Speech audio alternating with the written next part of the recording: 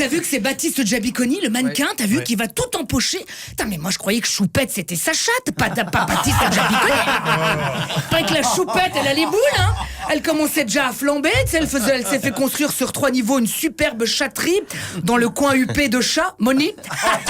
Avec Willy Rovelli, Arnold Derek et sa tribu sur France Bleu, on n'est pas à l'abri de faire une bonne émission. Bonjour Arnold, c'est Willy.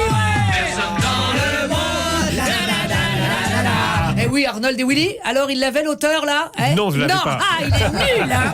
Allez, ce coup-ci, c'est sûr, j'arrêterai cette intro qui commence légèrement à nous épuiser. Quand Arnold Derek arrêtera, lui, d'avoir des malaises à chaque fois qu'il va chez la dentiste. Avec tout le travail qu'elle a à faire, c'est plutôt elle qui pourrait faire des malaises. Alors, un petit peu de respect pour le petit personnel. Aujourd'hui, mes amis, nous sommes réunis ici pour développer ensemble le thème bouleversant. Mais quelles sont les villes où il fait bon vivre? Bon, et ben déjà, on peut rayer de la liste la Balme de Sillingy et Crépy en Valois. Voilà, c'est ces deux charmantes bourgades qui est parti le coronavirus. Là, c'est plutôt les villes où il fait bon mourir. À mon avis, en ce moment, l'office de tourisme, ça doit pas bosser des masses. Hein. Le maire de Crépy a annulé le carnaval. Là, c'est le seul à se balader avec un masque. C'est ridicule. Alors, c'est vrai.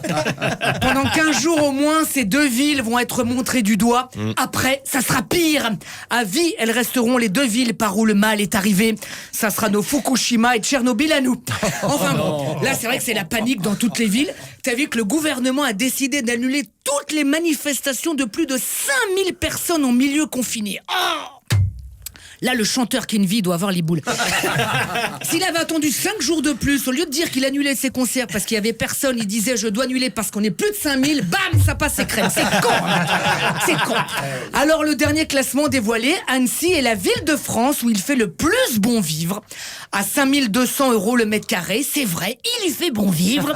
Si tu es l'unique héritier de Karl Lagerfeld. Hein. T'as vu que c'est Baptiste Giabiconi, le mannequin, t'as vu qu'il va tout empocher. Putain, mais moi je croyais que Choupette c'était sa chatte, pas Baptiste Giabiconi. Pas que la Choupette, elle a les boules, hein. Elle commençait déjà à flamber, tu sais, elle s'est fait construire sur 3 niveaux une superbe chatterie dans le coin huppé de chat, Moni. À faire la fête avec tous les chats du coin, hein. Je danse le miaou, DJ fait péter les croquettes, je danse le miaou. En se faisant des rails de Régilet. Oh, elle doit être jalouse. Bien, sinon d'une manière générale, oui c'est joli. Sinon d'une manière générale, les gens aiment les villages mais proches des grandes villes où il y a toute commodité pour éviter, tu sais, par exemple, les fameux déserts médicaux. Tu sais qu'il y a des patelins où t'as plus vite fait de faire des études de médecine et de devenir docteur que d'attendre le jour de ton rendez-vous chez un toubib.